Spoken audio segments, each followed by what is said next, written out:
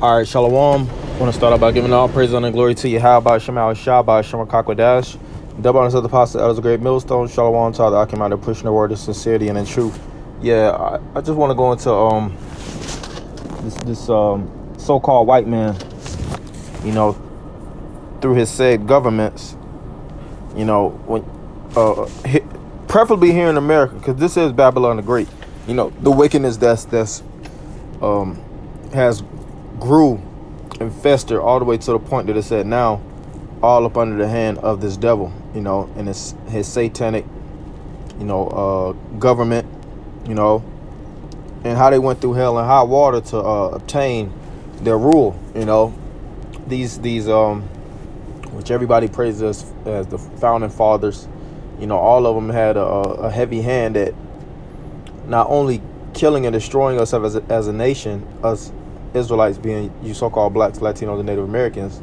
They were instrumental in the systematic oppression of us as tribes in the whole world, bewitching our minds with sorcery and witchcraft, you know, force feeding us and indoctrinating us with these ways, you know, force feeding religion and institutions, you know, that wasn't conducive to our growth. He made us drink of that cup, you know, and he took that same cup to different parts of the world, and he fed other nations that cup. Now I have right here in Hawaii, because I was watching a documentary, and this guy John Harris, very good documentary channel, you know, he was going into how the U.S. stole you know, all these different countries, and you know, he was pointing the finger, of course, at America, which we know in the scriptures is Babylon the Great, you know, and Esau has perpetuated that wickedness and pushed it out,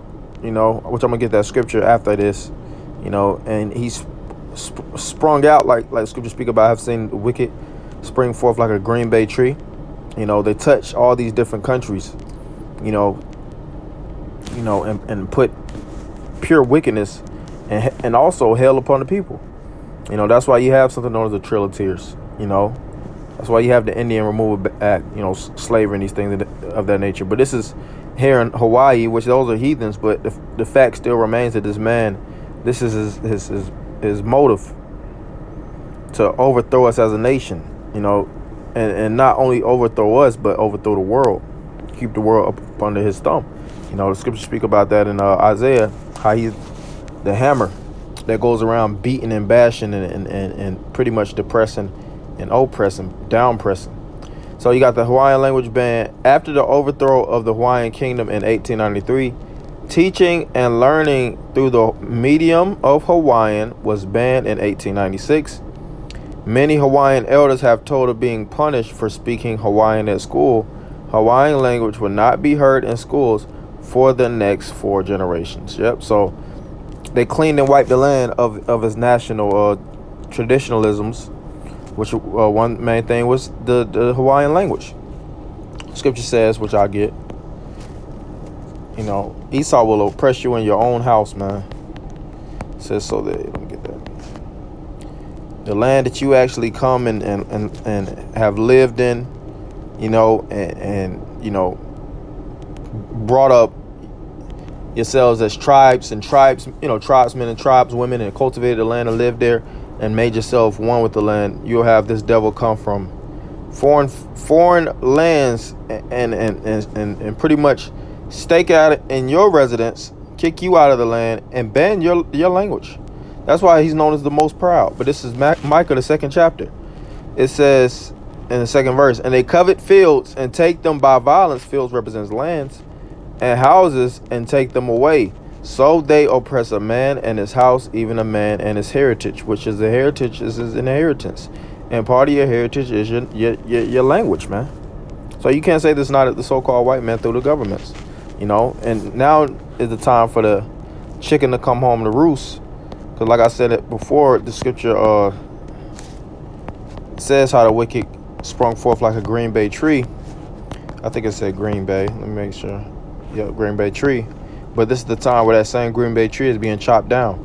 Psalms 37 and 35. I have seen the wicked in great power and spreading himself like a green bay tree. Yet he passed away, and lo, he was not, meaning he gonna be removed and forgot about. Yea, I sought him, but could not be found. Yeah, so this man that has done all this wickedness on the face of the earth, his face is gonna be blotted out of history, man. You know, I didn't want to make this too long, just wanted to make it short and sweet, you know, because this man's sins have reached into the clouds, and our job is to declare, you know, each and every one. And this man, it's been hundreds of years, centuries, you know, but through the spirit and power of Yahweh Shema Shah, you know, we can't even touch each and every little thing that this man has done, because so much of it is hidden. But through the spirit, you know, we still lay the charges out on this devil. You know, so with that, I'm going to end by giving all praise and glory to Yahweh Shema Shah by Shema Kakodash. Double honors to the pastors and elders of Great Millstone. Shalom, Makim.